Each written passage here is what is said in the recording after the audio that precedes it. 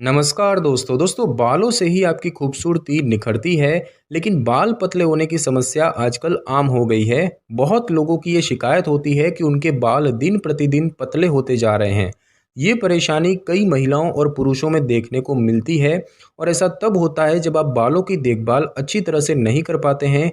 बाल पतले होने के कई कारण होते हैं, उनमें से कुछ हैं शारीरिक या भावनात्मक तनाव, हार्मोन असंतुलन, पोषण की कमी, प्रदूषण, एलर्जी वगैरह। इस वीडियो में हमने आपको बाल पतले होने के अन्य कारण भी बताए हैं जिन्हें जानना आपके लिए बेहद ज़रूरी है। तो चलिए इस वीडियो में हम आपको बताते हैं कि बाल पतले क्यों होते हैं। तो दोस्तों बात की जाए बालों के पतले होने के कारणों के बारे में, तो बालों के पतले होने के पीछे कई कारण हो सकते हैं, जैसे कि गलत उत्पादों का इस्तेमाल। बाल झड़ने से वो पतले होते चले जाते हैं और बाल पतले होने का कारण गलत उत्पादों का इस्तेमाल है। कभी भी ऐसे शैम्पू का इस्तेमाल न करें जिनमें सल्फेट की मात्रा अधिक हो, क्योंकि केमिकल युक्त उत्पाद आपके बालों को रूखा बना देते हैं या बालों की जड़ों को कमज़ोर कर देते हैं। इस वजह से बाल झड़ने लग जाते हैं और फिर पतले होते चले जाते हैं। हमेशा सौम्य शैम्पू का इस्तेमाल करें और फिर एक बेहतरीन कंडीशनर को अपने बालों में लगाएं। जब आप कंडीशनर लगे बालों को पानी से धो लें, फिर आधे घंटे के लिए सिर की त्वचा को मसाज करें। इससे सिर की त्वचा में ब्लड सर्कुलेशन बढ़ेगा और बाल मजबूत बनेंगे। उसके बाद दोस्तों जो कारण होता है वो होता है आनुवंशिक कारण। अगर आपके परिवार में पहले किसी को बाल पतले रहने की समस्या रही है तो ये समस्या आपको भी हो सकती है। आनुवंशिक रूप से बालों के झड़ने की समस्या पुरुषों में ज़्यादा देखी जाती है, महिलाओं में भी कुछ प्रतिशत इसका प्रभाव देखा जाता है। अगर आपको पतले बाल रहने की समस्या है तो ये परेशानी आनुवंशिक भी हो सकती है। ये जानने के लिए सबसे पहले अपने डॉक्टर से एक बार बात जरूर कर लें और फिर बालों और सिर की त्वचा की देखभाल करने के लिए सही तरीका चुनें। उसके बाद जो एक कारण होता है वो है दोस्तों डिलीवरी। गर्भावस्था के दौरान बाल जो है ये घने, चमकदार और मोटे हो जाते हैं, लेकिन डिलीवरी के बाद हार्मोन में बदलाव आ जाता है जिसकी वजह से बाल झड़ने लग जाते हैं और झड़ने की वजह से बाल पतले होने लगते हैं। डिलीवरी के 3 महीने बाद हार्मोन में बदलाव के कारण बालों का बढ़ना बंद हो जाता है। जब आपके हार्मोन का स्तर संतुलित हो जाता है तो बालों की स्थिति पहले जैसी हो जाती है। उसके बाद दोस्तों बात की जाए थायराइड की समस्या की, तो हाइपोथायराइडिज्म बाल पतले होने का एक और मुख्य कारण है। आपका शरीर सही मात्रा में हार्मोन का उत्पादन नहीं कर पाता है जिसकी वजह से बालों को नुकसान पहुंचने लगता है। अगर आपको इनमें से किसी भी तरह के लक्षण दिखते हैं, जैसे कि रूखी त्वचा, बालों का पतला होना या डिप्रेशन रहना वगैरह, तो अपने डॉक्टर से जांच जरूर करवाएं। उसके बाद दोस्तों एक कारण होता है कि बालों के रोम बंद होना। आप हफ्ते में कई बार बाल धोते हैं जिसकी वजह से बालों के रोम को काफ़ी नुकसान पहुंचता है। इसके अलावा कई लोगों की सिर की त्वचा में सीबम का उत्पादन अधिक होता है जिसकी वजह से आपकी सिर की त्वचा चिकनी होने लगती है।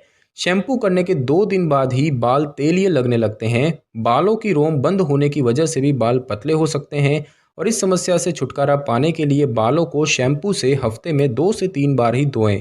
अगर आप ज़्यादा बार बालों को धोते हैं तो इससे भी आपके बालों की रोम को नुकसान पहुंच सकता है और इसीलिए बालों को बहुत ज़्यादा या बहुत कम न धोएं। इस बात का भी ध्यान रखें कि बालों के लिए मिलने वाले शैम्पू में कंडीशनर ना हो। हमेशा कंडीशनर का इस्तेमाल अलग से करें। उसके बाद दोस्तों जो एक कारण है वो है बालों को अत्यधिक टाइट बांधना। अगर आपको रोज़ाना टाइट बाल बांधना बेहद पसंद है तो इस आदत को बदल दीजिए, क्योंकि इससे भी आपके बाल पतले हो सकते हैं। बाल पतले होने से आपको ट्रैक्शन एलोपेशिया हो सकता है और ये एक ऐसी स्थिति है जिसमें एक ही तरफ से बाल बनाने से उस जगह से बाल झड़ते जाते हैं। बाल पतले होने से रोकने के लिए एक ही तरफ से बाल बनाना छोड़ दें। बालों का स्टाइल रोज़ाना बदलें। अगर बाल पतले होने की समस्या तब भी नहीं रुकती है तो डर्मेटोलॉजिस्ट से एक बार बात जरूर करें। साथ ही ऐसे गर्म उपकरणों का इस्तेमाल न करें जिनसे कि आपके बालों को नुकसान पहुंच सकता है। गर्म उपकरणों का इस्तेमाल करने से आपके बाल घुंघराले हो सकते हैं और बीच से टूट सकते हैं और इसीलिए इन उपकरणों का इस्तेमाल कभी कभी करें। उसके बाद दोस्तों बात की जाए मेडिकल कंडीशंस की, तो बाल पतले होने की समस्या कई स्वास्थ्य स्थितियों पर निर्भर करती है। अगर आपको थायराइड या दिल के रोग हैं तो आपके बाल पतले हो सकते हैं। किसी भी बीमारी के इलाज के दौरान भी आपके बाल पतले या घुंघराले हो सकते हैं या फिर झड़ सकते हैं। कैंसर से पीड़ित मरीज के भी जो बाल होते हैं वो झड़ना शुरू हो जाते हैं या इसकी वजह से उनके बाल पतले होते चले जाते हैं। हमारी सलाह है कि अगर आपके बाल अचानक से टूटना शुरू हो गए हैं या वे पतले होते चले जा रहे हैं तो अपने डॉक्टर से एक बार बात जरूर करें।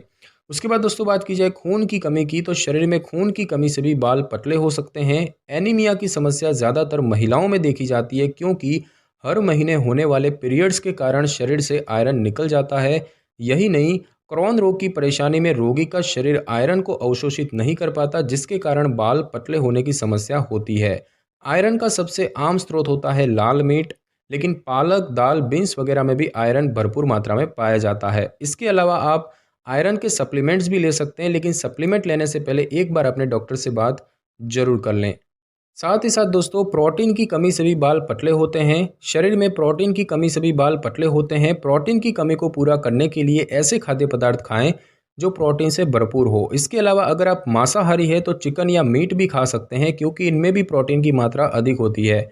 आप प्रोटीन और आयरन के सप्लीमेंट्स भी ले सकते हैं और साथ ही प्रोटीन से समृद्ध खाद्य पदार्थ जैसे कि बीन्स, दाल, दूध, सोयाबीन, अंडा वगैरह भी खा सकते हैं। साथ ही साथ दोस्तों, जो तनाव होता है ये भी एक इसका कारण हो सकता है। तनाव आपके पूरे स्वास्थ्य पर असर डालता है। तनाव के कारण आपके बालों पर भी असर पड़ता है। इसकी वजह से आपके बाल पतले लगने लगते हैं। तनाव किसी भी तरह का हो सकता है, जैसे कि घर में किसी की मृत्यु हो जाना, तलाक, रिश्तों में लड़ाई, नौकरी में दबाव वगैरह। इनकी वजह से तनाव होता है और ऐसे में आपके बाल घने होने की जगह पतले हो सकते हैं। तनाव के कारण आपकी नींद, डाइट और हार्मोन पर असर पड़ता है और इससे आपके बाल झड़ने लगते हैं। झड़ने के साथ साथ बाल पतले भी होते चले जाते हैं। और बाल पतले होने से रोकने के लिए तनाव को कम करें और ऐसी गतिविधियों में शामिल हों जिनसे आपका मूड ठीक हो।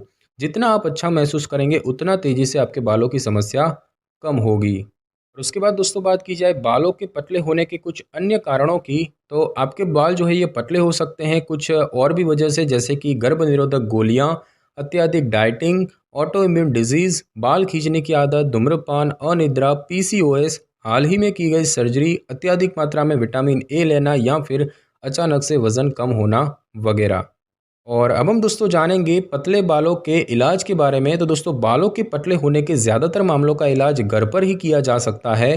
5 ऐसे विकल्प हैं जिन पर आप विचार करें और ध्यान रहे कि कोई भी सप्लीमेंट लेने से पहले या उपचार अपनाने से पहले अपने डॉक्टर से बात करें। सबसे पहले बात की जाए घर पर लेज़र थेरेपी की, तो लेज़र थेरेपी आमतौर पर डर्मेटोलॉजिस्ट और अन्य त्वचा विशेषज्ञों द्वारा उपयोग की जाती है। अब अमेरिकी एफडीए ने कुछ उत्पादों को घर पर इस्तेमाल करने की अनुमति दे दी है। बालों के लिए घर पर लेज़र थेरेपी का उद्देश्य आपके बालों को घना बनाने के साथ साथ उन्हें फिर से उगाने में मदद करना है। परिणाम मिलने में कई महीने लग सकते हैं। घर पर लेज़र थेरेपी की सबसे बड़ी कमी है इसकी कीमत। कुछ मशीनें हज़ारों की बिकती है और हो सकता है कि वे काम न करें। इतना बड़ा निवेश करने से पहले अपने डॉक्टर से बात करें। उसके बाद दोस्तों, बात की जाए कॉर्टिकोस्टेरॉइड की, तो कॉर्टिकोस्टेरॉइड प्रिस्क्रिप्शन उपचार है जिनका उपयोग इन्फ्लेमेशन से जुड़ी मेडिकल कंडीशंस के लिए किया जाता है। कभी कभी इन्फ्लेमेशन से जुड़ी मेडिकल कंडीशन बालों के झड़ने सहित कई तरह के लक्षण पैदा कर सकती है। उसके बाद दोस्तों, बात की जाए फिनास्टेराइड की, तो फिनास्टेराइड बालों के झड़ने की एक प्रिस्क्रिप्शन दवा है और ये केवल पुरुषों के लिए है। मिनोक्सिडिल जैसे टॉपिकल ट्रीटमेंट के विपरीत ये एक दैनिक गोली के रूप में आती है जिसे पुरुष बालों के झड़ने के लिए लेते हैं। गंभीर दुष्प्रभावों के कारण महिलाओं को इन दवाओं से बचना चाहिए, खासकर यदि आप गर्भवती हैं या स्तनपान कराती हैं।